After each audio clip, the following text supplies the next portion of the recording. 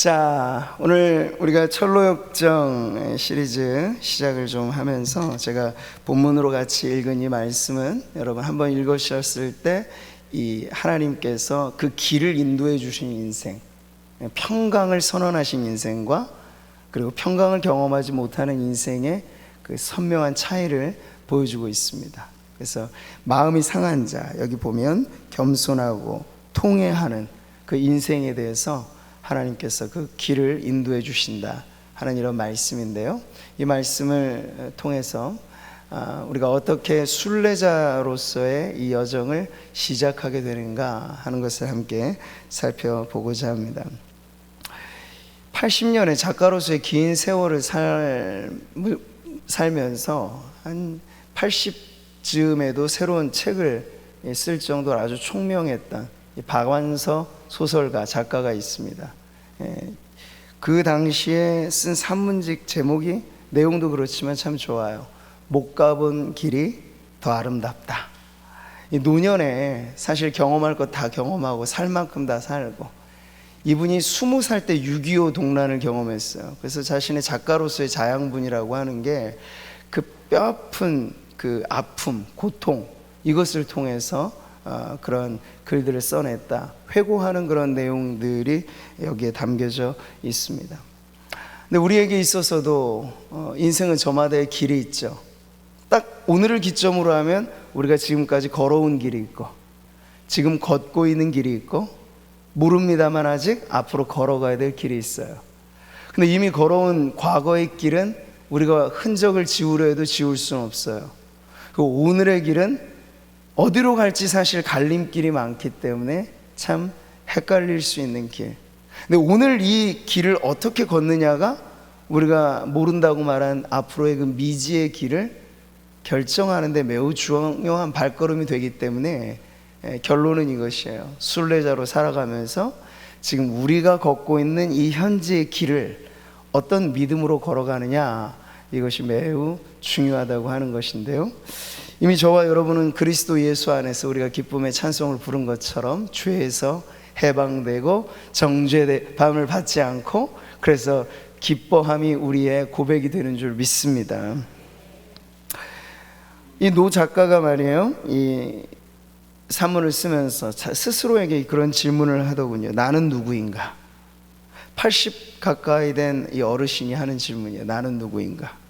잠 안 오는 밤에 문득 나를 남처럼 바라보며 물은 적이 있다. 자기를 객관화한다는 건 사실 쉽지 않죠. 근데 우리가 신앙을 점검한다는 건 무언가에 빗대어서, 좋은 기준에 기대어서 내가 지금 제대로 가고 있나, 걷고 있나, 선택을 올바르게 하고 있나, 늘 자기를 점검해야 한다는 거죠. 그래야 우리의 걸음이 어그러지거나 잘못된 걸음으로 나아가지 않을 수 있어요. 오늘 이 순례의 여정을 출발하는 철로역정의 주인공이 이제 등장을 하는 대목에서 제가 시작을 하려고 하는데, 그의 이름이 크리스찬입니다. 그러니까 주인공의 이름 또한 우리 모든 보편적인 성도들, 그리스도인을 대상으로 하는 이야기라고 하는 걸 보여주고 싶은 거죠. 그래서 그가 어떻게 순례의 여정을 시작하였는가를 이제 보는 건데요, 지난 2주간에 걸쳐서 이 존 버년이라고 하는 철로역정의 저자가 12년간의 자그마치 옥중 생활을 하였다 이야기를 말씀드렸죠. 복음을 전했다는 이유만으로, 비국교도로서 이 설교를 하였다는 이유만으로 잡혀서 12년간 옥중 생활을 해요. 근데 여러분, 바울의 아주 주옥 같은 서신이 옥중 서신으로 우리에게 전해지는 것처럼 이 존 버년의 옥중 생활 속에 탄생한 불후의 명작이 철로역정이라 이렇게 이야기를 했는데요, 어느 작가이든지 사실 글을 쓴다는 것에 제일 처음에 망설임은 첫 문장을 어떻게 쓸까 예요. 처음 문장 쓰기가 이게 그만큼 쉽지 않거든요. 그리고 우리가 명작이라고 부르는 세계 명작들은 그 처음 시작하는 문장이 아주 기가 막히죠.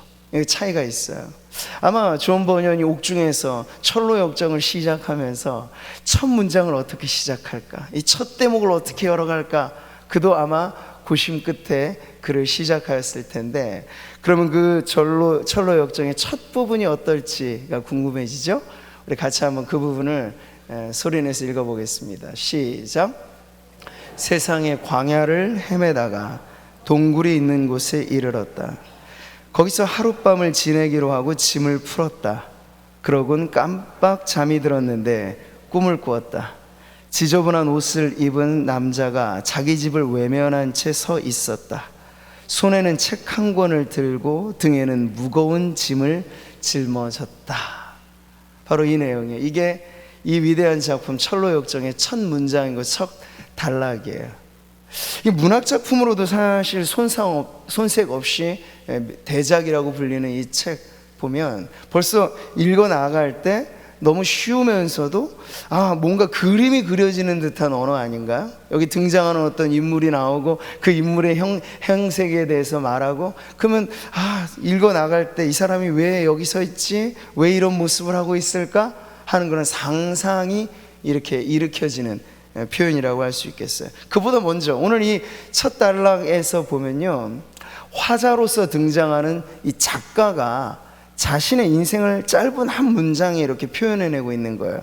세상의 광야에서 헤매다가 동굴이 있는 곳에 이르렀다. 거기서 하룻밤 지내기로 하고 짐을 풀었는데 깜빡 잠이 들어서, 꿈속에나 본 듯한 이야기가 이제 철로역정의 이야기다, 이렇게 보여주고 있는 거예요. 여기서 우리가 생각해 보는 거죠. 존 버년이 말하는 세상의 광야란 무엇인가? 이 동굴에서 하룻밤 기거하기로 정했다라고 하는 이 남루하고 음침한 동굴, 아마 그것은 분명 그가 옥중 생활을 하는 자신의 형편, 그리고 신앙하며 산다는 것이 인생 광야와 같은 길을 지나간다는 걸, 자신의 지나온 여정을 이 인생 광야, 세상의 광야라고 하는 표현 속에 담아내고 있는 거죠. 보면 꿈속에서 만난 듯한 한 사람, 이 작가와 주인공의 만남이 여기 나오는 거고, 그럼으로써 이제 연결을 시켜주는 거예요. 이 책을 읽는 독자로서 우리들과, 그리고 이 주인공을 연결시켜주는 거죠. 좋은 책이 가지고 있는 특징 중에 하나는 대화가 일어난다는 거야. 저자와 독자의 대화가 일어나고, 이 책의 내용에 대한 상상력이 막 일어나면서 이게 왜 그랬을까 하면서 질문이 생기게 만드는 그런 책이 아주 좋은 책이라면, 철로역정은 첫 출발부터 지금 그렇게 시작하고 있어요.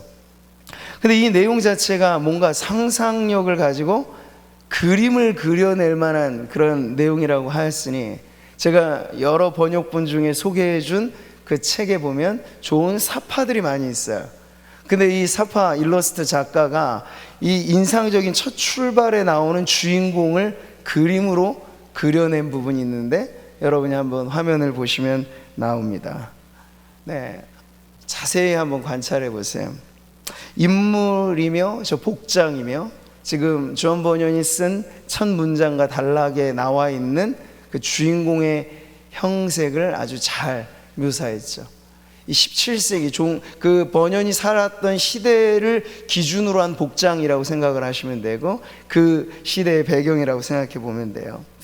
여기 보면 이 행색이 남루한 인물이 나오면서 뭔가 먼 곳을 바라보는 듯한 응시하는 시선.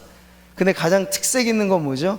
등에 한 보따리 짐을 지고 있다는 거예요. 저게 나중에 보면은 죄의 짐이라는 걸 알 수 있어요. 근데 또 중요한 부분이 뭐냐면, 저 사람의 손에 한 권의 책이 들려 있다는 거죠. 그러니까 중요한 포인트가 지금 다 나온 거예요. 그 뒤에는 지금 흐릿하게 보여지고 있습니다만, 그가 이전에 살았던 도시를 뒷배경으로 그려주고 있어요. 이름하여 장망성, 장차 멸망할 도성. 이 세상을 상징으로 한, 마치 출애굽으로 말하자면 애굽을 상징으로 하는 그러한 배경을 쫙 깔아두면서, 이 사람이 지금 그것과는 등진 채로 어디 머나먼 곳을 바라보는 여행자의 행색으로 등장하고 있는 걸 보죠. 성경 인물에 한번 비슷한 인물을 찾아본다면, 저는 집 떠난 탕자의 모습이 아마 저러지 않을까 싶어요. 물론 떠나올 때 아버지로부터 유산 한 몫 단단히 받았을 때는 저 모습은 아니었겠죠. 그런데 그 모든 거 탕진해버리고 이제 정말 돼지만도 못한, 돼지는 주염 열매 배불리 먹어도 눈치 안 보면서 먹는데, 이 탕자는 이제 돼지 눈치 보고 주인 눈치 보면서 그 주염 열매로라도 배를 한번 배부르게 먹고 싶은 그 처지에 내려갔을 때 완전히 상거지 꼴이 되었을 거예요. 그러니까 집 떠난 탕자의 그 모습을 연상하면서 이 그림이 보여주는 건 외모의 행색만이 아니고 바로 인간 영혼의 쓰라린 고뇌가 어떻게 표현되는가를 이렇게 보여주는 거죠.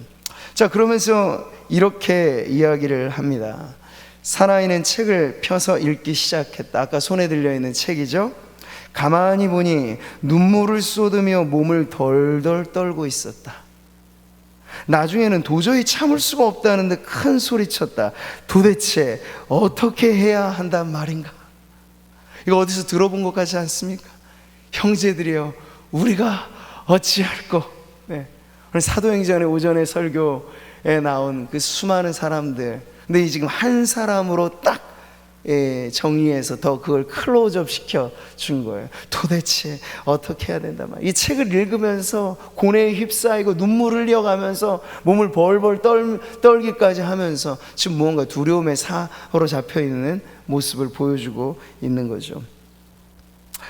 자, 여러분, 번연이 자신의 이 작품 철로역정, 천국 순례길을 가는 나그네들의 인생을 보여주면서 첫 대목에서부터 왜 이렇게 심각하게 시작을 했을까요? 오늘날의 풍토하고 좀 다르죠. 오늘날엔 너무 진지하지 말자, 심각하지 말자, 그냥 가볍게 한번 웃어 제끼자, 이런 게 오늘날의 풍조가 아닐까 싶은데, 그 당시를 살았던 믿음의 선배들은요, 신앙하며 산다는 건 그렇게 우스꽝스럽게 세상을 유의하고 살아가는 게 아니고 자신의 인생과 영혼의 문제에 대해서 숙고하고 진지하게 탐구하듯 그렇게 살펴갔어요. 그래서 지금 등장시키는 이 인물이 고뇌하는 인간을 보여주고 있는 거예요. 몸부림치듯 고뇌하는, 그것이 마지막 길도 아니고 천국 순례길의 첫 여정, 새로운 여정의 출발에서부터 제가 이러한 사람이 지금 등장하고 있는 거죠. 그러니까 세상에서 잘 나가는 우리가 소위 성공자라고 말하는 인물과는 정반대되어지는 이미지가 아닌가 싶어요. 이것과 정반대되는 이미지를 말하면 세상에서 소위 성공하고 많은 사람들에게 인기를 얻고 하는 그런 사람이죠. 그러나 여러분, 이 그림이 보여주고 있는 게 인간의 영혼의 상태에 초점이 맞춰져 있어요. 우리 모두가 그 사람의 겉모습이 어떠하느냐 보다도 그 영혼이 지금 어떠한 상태에 놓여 있느냐 말했을 때는 이 손에 들린 한 권의 책, 이건 복음, 성경의 말씀을 가리키는 건데요, 그 앞에서 두려워 떨지 않을 인생이 어디 있을까로 말해주는 거죠. 모두가 다 하나님의 말씀 앞에 우리를 비추어 보면 지금 이 철로역정의 크리스찬이라고 하는 주인공만 이렇게 두려워 떠는 게 아니고, 사도행전에 나와 있는 그 무리들만이 아니고 모든 인간이 다 우리가 어찌할꼬 이렇게 통탄해하지 않는 자신의 모습을 발견해야 된다. 그게 천국 순례길의 여정에서 첫 걸음을 내딛는 것이라고 지금 보여주고 있는 거예요. 복음 앞에 인간의 반응을 잘 표현해 주는 것이죠. 복음이 선명하게 들려지기 전까지 우리는 아주 풀 메이크업을 한 상태라고 생각하면 돼요. 딱 봤을 때 전혀 문제 없어 보이고 아주 해피해 보이고 근사해 보이고, 근데 복음이 우리를 관통하게 되면요, 노 메이크업 상태가 되는 거예요.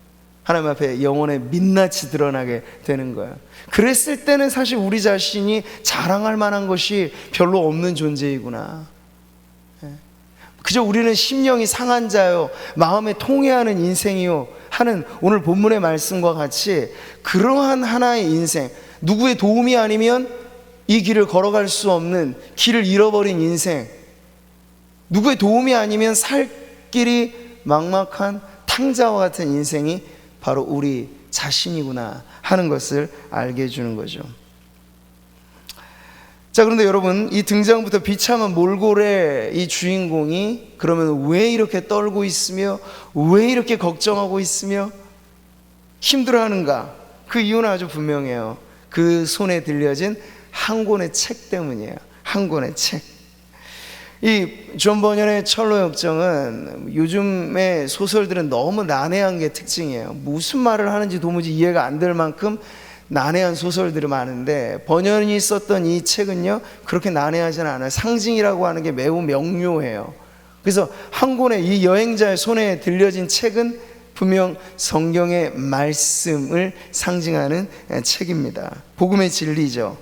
이 책 때문에 지금 이 모든 일의 발단이 시작됐다는 거야. 이 사람이 자기가 속해 있었던 마을, 가족, 사람들하고는 전혀 다른 새로운 여정을 시작하게 된 발단이 다름 아닌 이 사람 손에 들려져 있는 이 한 권의 책 때문이라고 지금 보여주고 있는 거죠. 복음이라고 하는 건 어둠을 밝히는 빛입니다. 그리고 그 빛이요 성령의 조명이라고 하는 거. 그러니까 우리가 성경을 읽을 때 그냥 일반의 책으로 읽는다고 이것이 다 우리들의 영혼을 변화시킨다 그러면 참 좋은데, 거기에 뭔가 작용이 있어야 돼. 어떤 작용이냐면 성령께서 이 말씀을 우리로 하여금 깨닫게 하는 조명의, 성령의 조명이라고 말하는 작용이 일어날 때 이 성경의 말씀이 이제 살아서 꿈틀거리는 변화로 우리의 인생에게 다가오게 되는 거죠. 거기서 우리가 발견하는 하나님이란 구원자일 뿐만 아니라 심판주로 우뚝 서 계세요. 하나님은 창조주이시자 우리의 구원자이시죠. 그리고 하나님은 우리의 구원자이시자 심판자로서 지금 그 자리를 지키고 계시다는 거예요. 그런 하나님 앞에 어떤 세상의 종교나 철학이나 도덕이나 이런 것 가지고는 도무지 하나님 앞에 나아갈 수 없는 초라하고 남루한 인생이 바로 죄인인 우리 자신이다 하는 걸 지금 보여주고 있는 거죠. 이사야 59장의 말씀처럼 말이에요. 같이 한번 읽어보겠습니다. 이는 우리의 허물이 주의 앞에 심히 많으며 우리의 죄가 우리를 쳐서 증언하오니 이는 우리의 허물이 우리와 함께 있음이니라. 우리의 죄악을 우리가 아나이다. 온통 찬송에서도 나 행한 것 죄뿐이니 이런 찬송이 있잖아요. 머리털보다도 더 많던 죄, 내 죄가. 네, 머리숱이 적은 분들은 양심의 가책을 덜 받으시면 안 되고요, 머리숱과 상관없이 헤아릴 수 없이 많다는 거예요. 몇몇 가지 우리가 아는 죄, 고작 그 문제가 아니고 머리털처럼 많은, 완전히 머리 끝부터 발끝까지 우리가 복음의 조명, 성령의 조명으로 이 성경책 앞에 딱 서 있게 되면요, 심판주요 구원자이신 하나님 앞에 내가 온통 죄인이구나 하는 걸 깨닫게 된다는 거예요. 이 변화의 첫 단추, 철로역정은 한 권의 책을 들려줌으로써 그 변화가 일어났다는 걸 보여주고 있습니다. 이 책을 썼던 버년이 회심을 했을 때는 누구의 회심담에도 공통점은 하나예요. 이 한 권의 책이 매우 위험한 책이구나 하는 걸 알 수 있어요. 왜 위험하다고 할까? 인생을 아예 바꿔버릴 수 있기 때문에. 내가 고집하고 나대로의 길, 내가 계획한 인생의 계획, 여러분 성경을 우리가 제대로 읽어 나갈 때 혹시 몰라요, 우리에게도 인생이 완전 전복적인 변화가 일어나면 내가 계획한 것과는 전혀 다르게 사도 바울의 다메섹 회심과 같은 변화 역사가 일어나면요, 전혀 딴 방향으로 성령이 인도하는 방향으로 우리가 나아갈 수도 있다는 사실을 여러분 믿으시기 바랍니다. 그런 가능성 없이 혹은 그런 변화에 기대감 없이 성경을 읽는다는 건 얼마나 밋밋한 걸까요? 그냥 공자왈 맹자왈 하는 것과 큰 차이가 없어질 수도 있어요. 불자들이 독경하듯이 그저 외는 것 정도가 아니고 우리 안에 믿음이 필요한데, 그 믿음이란 무엇이냐면 이 한 권의 책이 우리의 한 인생을 뒤바꿀 수도 있다. 결정적인 인생의 방향 전환은 이 한 권의 책, 성경의 말씀을 통해서 일어난다 하는 그런 믿음을 갖고 보면요, 이제 성경 읽기는 우리에게 전혀 새로워지는 거예요. 지난번에도 우리 권사님 집사님 이렇게 필사하셔가지고 얼마나 정성 들여서 이 말씀을 사랑하는 그 마음을 표현하셨습니까? 한자 한자 눌러서 필사하는 게 얼마나 손이 막 저리고 아프고 힘든 일인지 몰라요. 그럼에도 하나님의 말씀을 또렷하게 새겨 자기 필체로 담아내듯이 그렇게 하나님의 말씀을 대한다는 건 우리로 하여금 우리는 지금 이 말씀이 우리를 어느 곳으로 인도할지 모를 기대감을 안고 이 말씀을 보아야 한다 하는 것을 일깨워주는 거죠. 주여 영생의 말씀이 주께 있사오니 우리가 누구에게로 가오리까? 제자들이 우리 주님께 대한 신앙의 고백을 할 때 우리 예수님은 영생의 말씀을 주시는 분, 그래서 우리의 길이 되실 수 있는, 우리의 진리가 되시고 우리의 생명이 되시는 분이라는 이 고백을 하는 것이죠. 책 읽기에 관해서 이 카프카라고 하는 이 작가가 아주 근사한 표현을 썼어요. 그는 말하기를 독서, 책 읽기는 도끼질이라고 얘기했어요. 도끼질. 우리가 읽는 책이 우리 머리를 주먹으로 한 대 쳐서 우리를 잠에서 깨우지 않는다면 도대체 왜 우리가 그 책을 읽는 거지? 책이란 무릇 우리 안에 있는 꽁꽁 얼어버린 바다를 깨뜨려버리는 도끼가 아니면 안 되는 거야, 이렇게 표현을 했어요. 근사한 표현이죠.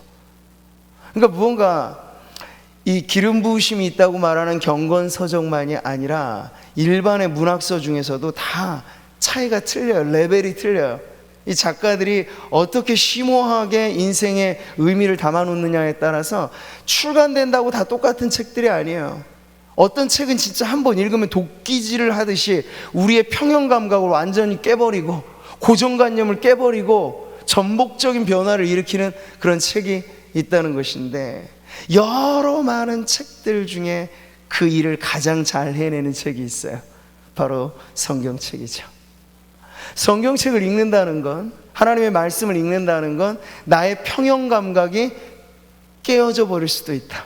엄바다를 깨는 도끼질처럼 우리 안에 고집불통에 우리의 생각이 완전히 변화될 수 있다라고 하는 그 가능성을 향하여 열어둔 그런 독서여야 한다는 것이죠. 일반의 책과 다르게 성경은 영혼의 해부서거든요. 우리가 성경을 읽지만 처음에는 가다 보면 성경이 우리를 읽는 경험을 하게 돼요. 하나님의 말씀이 마치 우리가 레이저 광선에 있으면 눈으로 안 보이는 인체의 뼈가 보이고 3D로 스캔해버리는 MRI나 이런 데 들어가게 되면 더 세밀한 조직들을 보게 되잖아요. 영혼의 해부서로 말할 수 있는 성경 말씀이 우리를 그렇게 해석하게 될 때 내가 가지고 있었던 나대로의 안정감, 나 이 정도면 되지 뭐 했던 그런 생각들이 여지없이 깨어질 수 있다는 거죠. 영혼의 도끼질과 같은 성경 읽기. 하나님께서 말씀을 이렇게 표현하셨어요. 같이 한번 읽어볼까요? 여호와의 말씀이니라. 내 말이 불 같지 아니하냐? 바위를 쳐서 부스러뜨리는 방망이 같지 아니하냐? 이 카프카라는 사람이 아마 이런 말씀을 알았더라면 여기서 빗대어 만든 은유가 아닐까 싶어요. 주님 먼저 말씀하셨어요. 방망이질 같다고. 완전히 바위를 쳐서 부르는 엄청난 방망이질, 이게 하나님의 말씀인데, 우리의 영적인 변화라고 하는 게 어디서부터 출발하냐? 이 출발점을 지금 보여주고 있잖아요. 철로역정은 어디 중간과 끝자리를 보여준 게 아니라 하나님의 말씀을 읽고 그 말씀이 들려지니까, 깨닫게 되니까, 오늘 사도행전에 그 몰려들었던 3,000의 회심자들처럼 우리가 어찌할꼬 이렇게 변화가 일어나게 만드는 책, 그게 바로 오늘 이 주인공의 손에 들려져 있는 책이고 저와 여러분에게까지 전해진 책으로서 하나님의 말씀입니다. 자, 그런데 우리 안에는요, 똑같이 손에는 성경책이 들려져 있어요. 딱 이렇게 하면 그 그림에 나와 있는 주인공 같잖아요. 책은 똑같아요. 내용도 똑같아요. 우리는 더 어떻게 보면 잘 만들어진 이 가공된 성경책을 읽고는 있어요. 제품으로서 말이죠. 정정 딱 하고 이 찬송가도 합본이 돼 있고 얼마나 편하고, 그 게다가 얇게 압축해서 게다가 큰 글자로까지 나와서 얼마나 간편하게 요즘에 성경책이 잘 만들어지고 있는지 몰라요? 근데 여러분, 성경책은 상품 가치로 따줄 수 없는 책이에요. 만약에 성경이 한 3만 몇천 원짜리 성경 사셨으면 그 성경책이 3만 몇천 원짜리입니까? 아니죠. 값을 매길 수 없는 게 성경책이에요. 그러니 성경책 사실 때 돈을 아끼지 마시고 값어치를 매길 수 없는 책을 내가 지금 너무 헐값에 산다 이런 생각을 하시고 성경은 여러분 대하시면 좋겠고. 근데 제가 말씀드리고 싶은 건요, 그냥 손에 쥐어져 있다고만 우리도 다 그렇게 폼을 잡을 수 있는 건 아니라는 거예요. 여기 성경을 읽을 때 우리의 영혼이 해부당하듯 엑스레이 광선에 우리 자신이 비춰지듯 성경을 통해서 내가 해석되고 있느냐, 성경의 말씀이 기준되어 나를 평가하고 있느냐, 아니면 내가 성경을 평가하고 있느냐, 차이는 아주 크죠. 근데 크리스천의 이 철로 역정의 첫 출발은요, 말씀이 해석된 인생이야. 말씀이 주체가 되어 그를 판단하게 되니까 벌벌 떨면서 어찌할꼬 도대체 어떻게 하란 말이냐 하면서 이렇게 그 여정이 새로워지는 걸 보게 되는 거죠. 근데 많은 경우에 이런 변화가 일어나지 않는 건 성경을 읽기는 읽어도 깨닫지 못하고 읽기는 읽어도 알지 못하고, 예수님께서 왜 많은 가르침 중에 비유라고 하는 방식, 지금 존 버년의 책도 비유의 방식으로 쓴 책이잖아요. 근데 예수님의 가르침에 아주 좋아하는 방식이 비유로서 말씀하신다는 거예요. 근데 주님이 그 비유로서 말씀하시는 이유를 이렇게 가르쳐 주셨어요.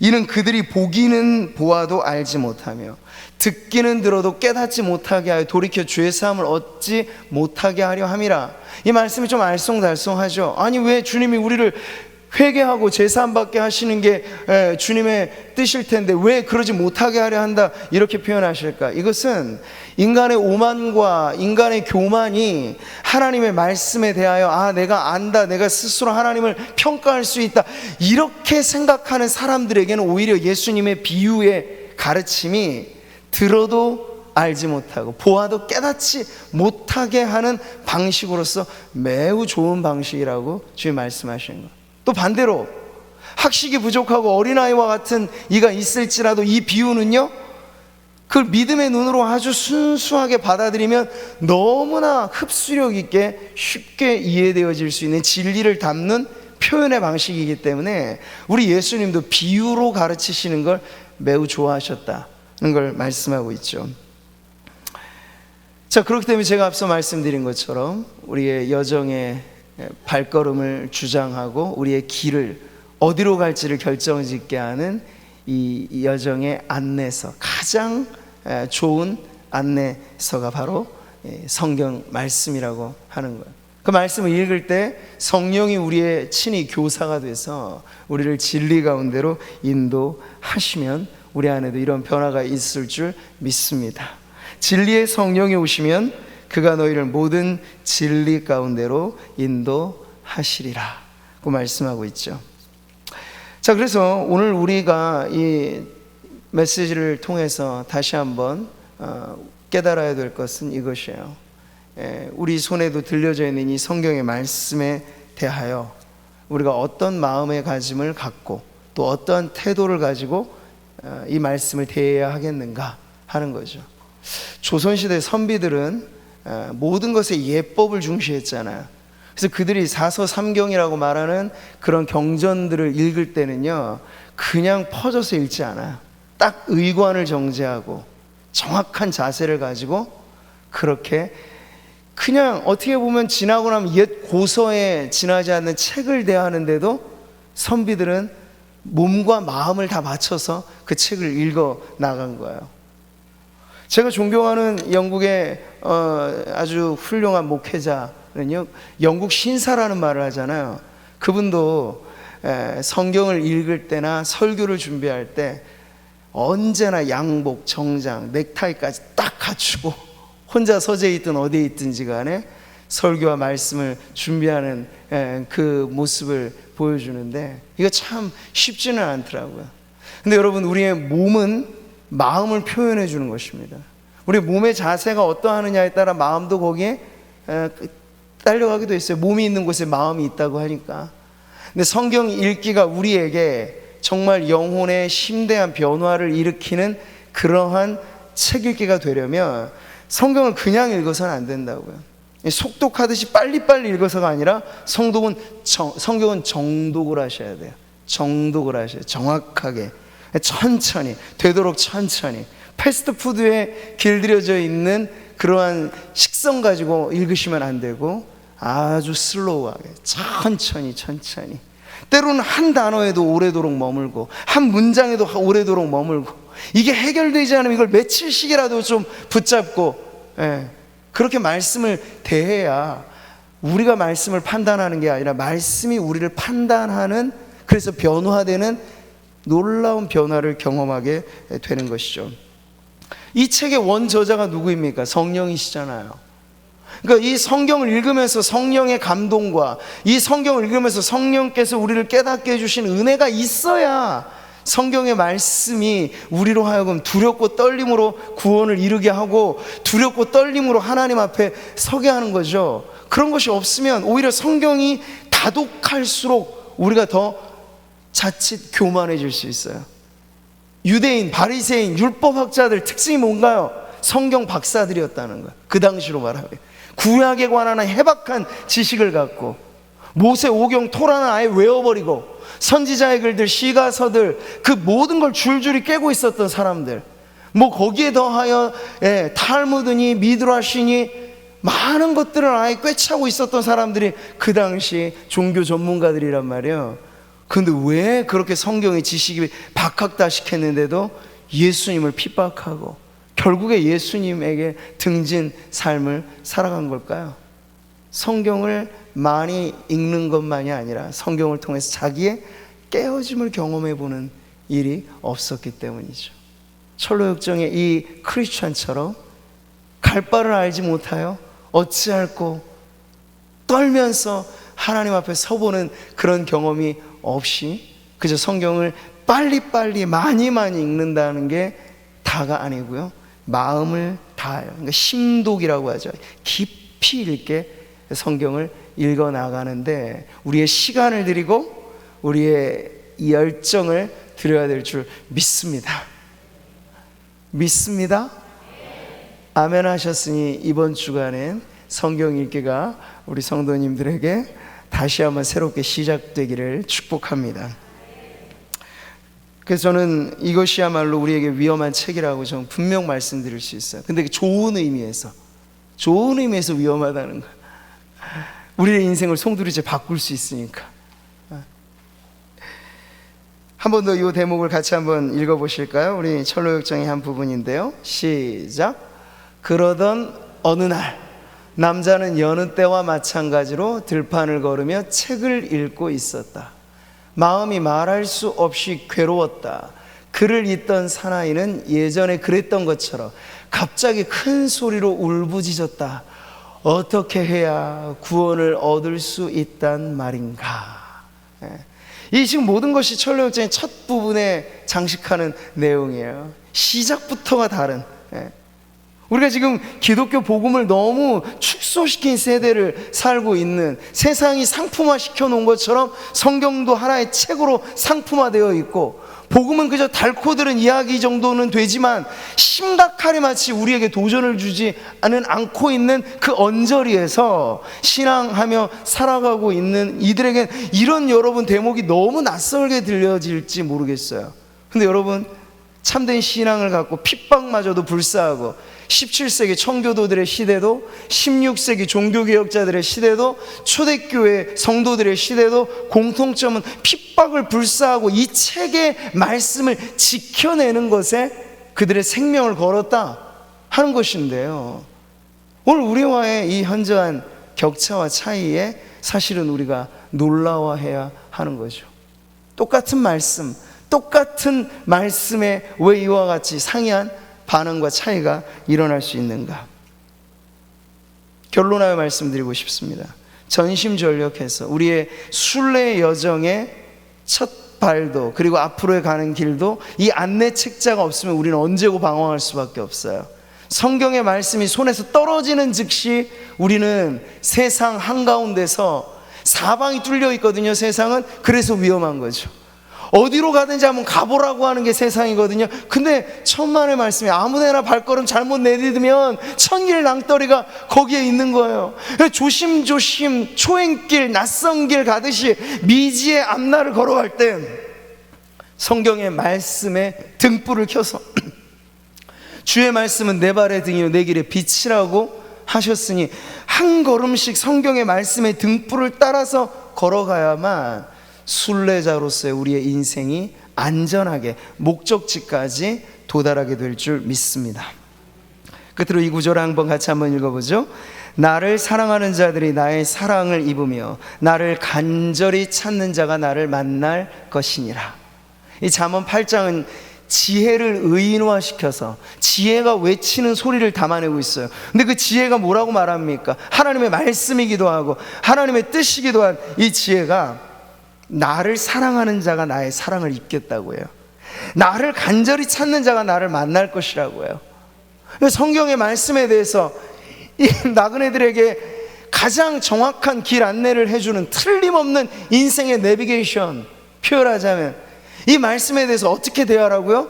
사랑하는 마음으로, 그리고 간절한 마음으로, 안전하서나 자나깨나 이 말씀이 우리에게 인생의 등불이 되도록 그렇게. 여러분 직장생활 할 때도 요즘에 뭐 직장에 성경책 갖다 놓는다고 핍박받을 일은 없겠고, 그것 때문에 핍박받으면 할렐루야죠. 물론 성경책 책상에 딱 얹어놨는데 하는 행실은 너무나 이상하시면 오히려 성경책을 욕보이는 거고. 그러니까 여러분 우리 집 앞에 교패를 붙인다는 것도 그런 의미잖아요. 구미, 상무, 교회, 교인님 딱 증명일 때 우리가 잘 살면 교회가 그것으로 빛을 발하는 건데요, 그러지 않으면 오히려 그 교회가 그 교패 때문에 어려움을 당할 수도 있고요. 근데 적어도 여러분 그런 결단 정도는 하셔야죠. 내 삶의 모든 자리에, 가정주부라면 가장 중요한 자리에 성경책을 올려놓고, 직장이든 차든 어디든 내 손에 잡히는 데마다 성경의 말씀을 두고, 그때그때 성경의 말씀을 통해서 우리가 어디로 가야 될지, 내가 어떤 마음을 가져야 될지, 어떤 길을 선택해야 될지에 대한 성령의 조명이 이 말씀을 통해 우리 가운데 임하기를 바라는 그 마음, 이게 바로 간절히 찾는 거고 사랑하는 마음으로 말씀을 대하는 것인 줄 믿습니다. 오늘날의 시대를 하이테크 시대라고 하죠. 기술이 초고도화된 시대. 근데 그럴 때 오히려 사람들의 감성이 메말라지고 더 둔감해진다고 해서 하이테크 시대엔 하이터치가 필요하다, 이런 말도 합니다. 근데 우리들에게, 성도들에게 있어서 하이터치는 뭘까요? 영적인 감수성이 살아나는 거고, 영적인 감각이 살아나는 거고, 영적인 이 집중력을 가지고 우리 영혼의 등불과 같은 이 말씀과 더불어서 이 순례의 길을 걸어가게 되는 것, 이것이 바로 우리들에게선 최고의 복인 줄 믿습니다. 80 노인이 못 가본 길이 더 아름다울 수 있다고 말하였다면, 여러분 우리 이 자리에 함께한 성도님들 중에 우리의 앞으로의 인생길에 대하여서 모두가 그러한 소망과 혹은 희망과 기대를 가지고 우리는 더더군다나 하나님의 말씀의 인도하심을 따라, 오늘 본문에도 나와 있는 것처럼 평강의 길을 인도해 주시는 하나님을 따라 이 말씀을 손에 쥐고 순례 여정을 시작한다면 그것이 우리의 인생의 새로운 출발이 될 줄 믿습니다. 이전 것은 지나갔으니 보라 새 것이 되었도다. 언제나 하나님의 말씀으로 새로운 인생을 살아가시기를 축복합니다.